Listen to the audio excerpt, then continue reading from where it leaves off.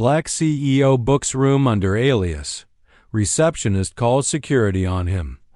Before we dive in this story, hit the comments and tell us your city or country. Let's see how far this story reaches. If you like the video, please subscribe. He walked into the lobby like any other guest, calm, confident, and carrying nothing but a laptop bag and a reservation confirmation. But the moment the black man gave his name, the receptionist's smile disappeared.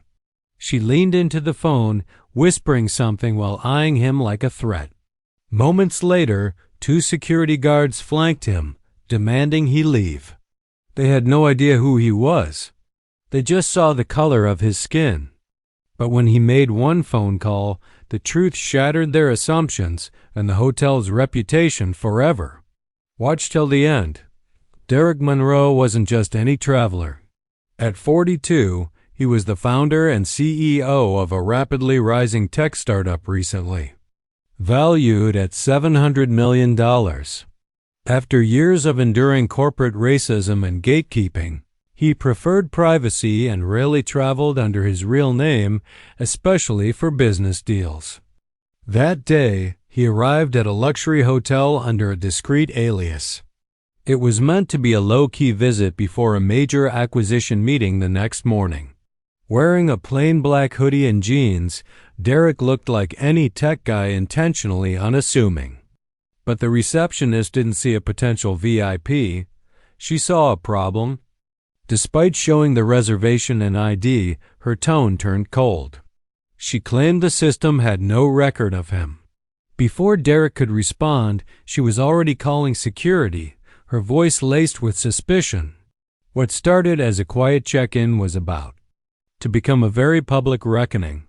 Security approached fast, 2 large men flanking Derek as if he were an intruder.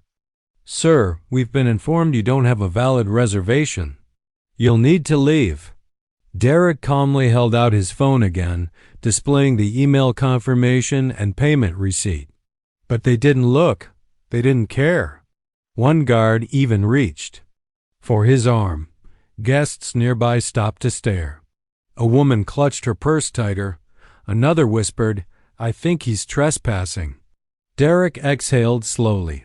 Years of being profiled had taught him how to stay composed under fire. He asked for a manager once more. The receptionist smirked and said, "He won't help you. Just leave before we call the police." That's when Derek pulled out a different phone, his business line. He tapped one contact. It rang twice. "Hi, I'm at the Lexington Hotel. Your investment partner is being removed from the lobby. Thought you should know." That call was to the chairman of the conglomerate that had just invested $100 million into the hotel chain. And within minutes, the entire situation flipped. 5 minutes later, a black SUV screeched into the driveway. Out stepped a red-faced regional manager, nearly tripping over herself as she rushed inside. "Mr. Monroe, I had no idea you were here," she gasped. Derek didn't even look at her. His eyes were locked on the security guard, still blocking his path. "Is this how you treat every guest who doesn't look like they belong in your idea of luxury?"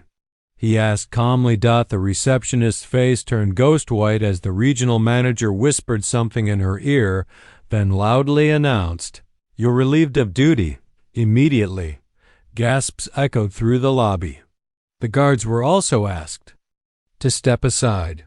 Everyone who had stared at Derek with suspicion now looked on with stunned silence. The man they dismissed had just turned the entire hotel upside down. Derek was escorted to the presidential suite, but not for comfort, for principle. He didn't want apologies. He wanted accountability. By the end of the week, the hotel chain released a statement about new anti-discrimination training and issued a public apology, but the damage was done. Derek's quiet act of resistance had gone viral thanks to a guest who filmed the entire confrontation. He didn't ask for recognition. He just wanted people to think. How many others had been turned away, silenced, or humiliated simply for existing in places they were told they didn't belong? And how many more will it take before change isn't just performative but permanent? If you enjoyed this story and thought it provoking, don't forget to like, share, and subscribe for more powerful narratives. Let us know your thoughts in the comments. Take care.